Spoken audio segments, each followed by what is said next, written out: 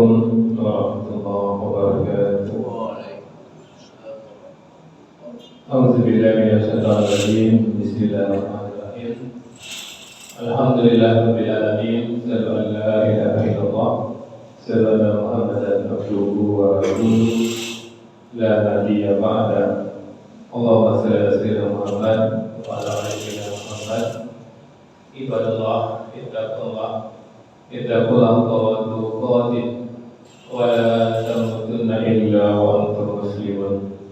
Wa qala ta'ala fi kitabil karim, a'udzu billahi minasy syaithanir rajim. Bismillahirrahmanirrahim. Fada'a rabbahu anni ma'lubun fantazir. Sallallahu alaihi.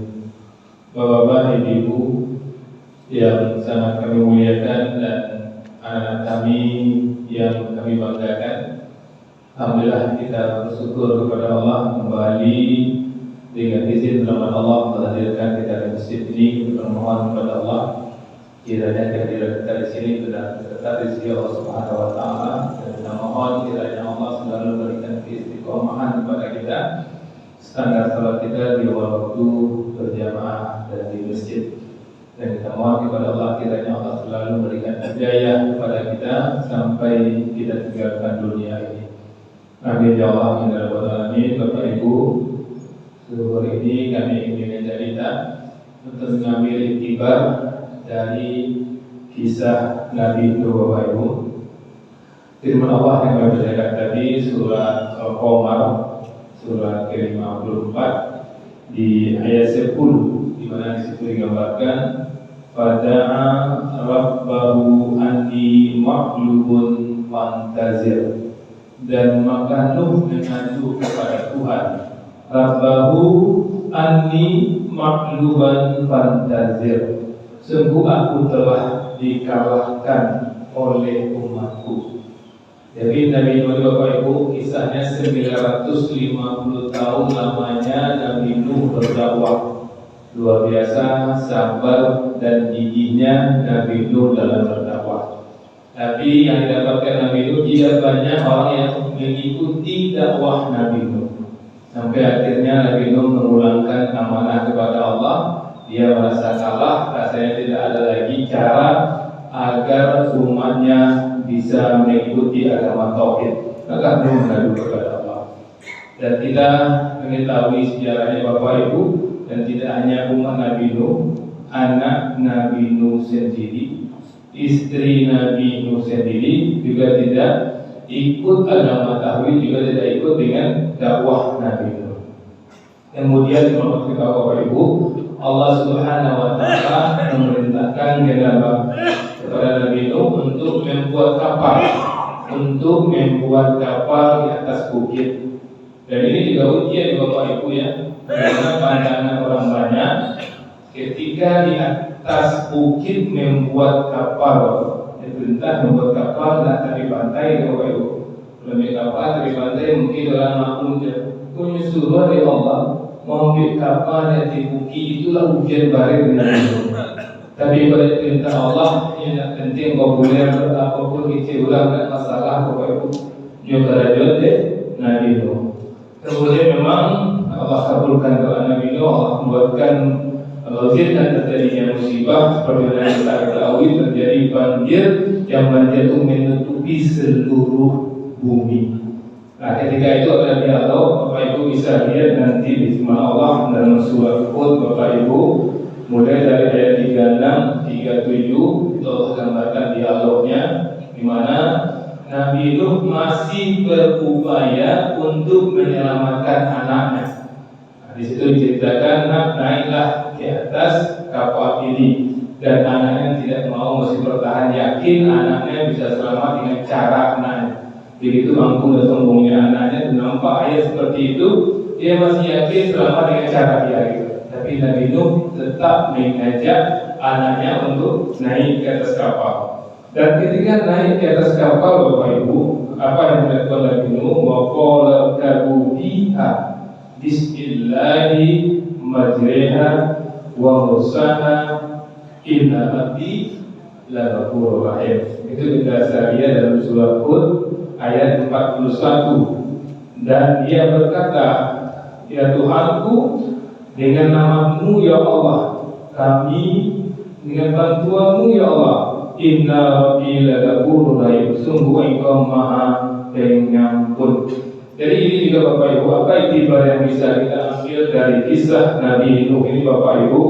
Yang pertama, kita dengan Allah itu sami'na wa ata'na. Kita dengar perintah Allah itu dan kita laksanakan. Maksud yakan dan maksud yakan awak kerajuan Bapak Ibu. Kalau Allah memerintahkan, awak tunduk Bapak Ibu, tunduk dengan aturan Allah. Seperti Nabi Nuh tadi dan maksud yakan memiliki kapal dari bukit yang kerajuan dari Nabi Nuh. Terbukti memang air itu melebihi bukit sehingga memperlalu di kapal di situ. Kalau ada orang ibu perintah Allah tak masuk ya kalau kerajuan itu nanti tahu hikmah hikmahnya. Kemudian yang kedua Bapak Ibu ya, dakwah atau menasihati orang itu nak ada kata berhenti dulu sampai 952 tahun. Akhirnya Nabi Nuh bilang, Allah tadi dakwah kalau berkata ya Allah, apa kata engkau oleh Allah? Ternyata memang kehendak Allah menjadikan musibah kepada kaum Nabi Nuh. Kemudian Bapak Ibu, apa yang bisa kita ambil lagi dalam aktivitas Bapak Ibu, selalu kita berdoa kepada Allah. Baik Jawa berdoa ke Allah, naik kendaraan berdoa ke Allah. Berdoa ke Allah itu apa dia? Wa ikutan Allah dalam kerajaan. Camkan itu, amalkan itu, amalkan nang itu Allah tunjuk apa? Allah rasul dia itu kerajaan. Itu dia kerajaan. Kalau ada di rumah itu berdoa Bismillahirrahmanirrahim. Hanya kendaraan baca doa. Wa ajak Allah, wa gabungan Allah dalam setiap aktivitas kita. Kemudian Bapak Ibu, apa yang bisa kita ambil kisah? Ternyata Bapak Ibu, iman itu tidak bisa diwarisi Bapak Ibu. Nabi Nuh seorang nabi tidak bisa diwarisi iman kepada anak. Atau bisa diwarisi di iman tidak bisa diwarisi. Nah, makanya Bapak Ibu itu hiburan untuk awak, hiburan untuk awak. Yang awak seolah tak soleh, tak taat, tapi anak awak ternyata jauh dari ajaran agama. Ajaran sedih itu Bapak Ibu. Karena sekaliber Nabi Nuh pun anaknya tidak taat Allah. Tapi jadi-jadian alasan ketika awak sholat, anak awak tak salat pakai jalan Nabi Nuh. Yang Nabi anaknya tak sholat, apalagi yang bohong. Nah, jangan jadikan alasan Bapak Ibu. Karena Nabi Nuh itu sudah maksimal betul mendakwahi anaknya. Bahkan di saat kritis dan ketika apa masih mengajar anak ini nak gabung masih mengajar. Awak pengen buat itu juga anak awak nak sholat lagi sholat tahu subuhnya sholat. Lewat jagoan subuhnya. Itu kalau misalnya sekali siapa subuhnya? Atau lewat subuhnya itu. Atau akhirnya alasan Nabi Nuh anaknya tidak bisa. Nabi Nuh anak itu rakolo nggak bisa situ Bapak Ibu. Itu hati-hati kita di sini.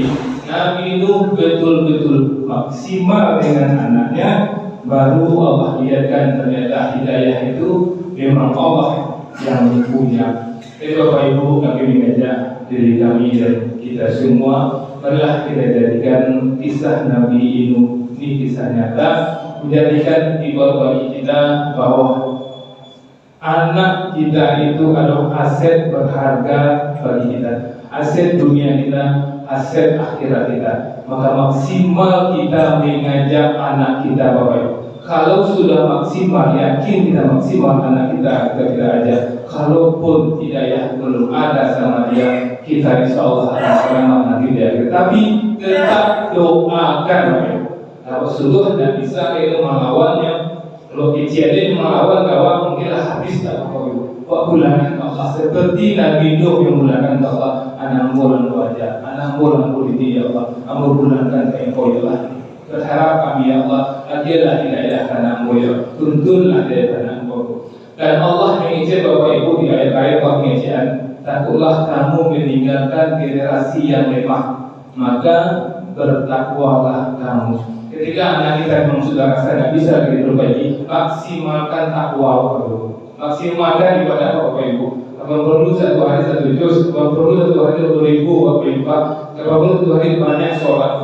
Mudah-mudahan dengan itu Allah selamatkan kita. Assalamualaikum warahmatullahi wabarakatuh.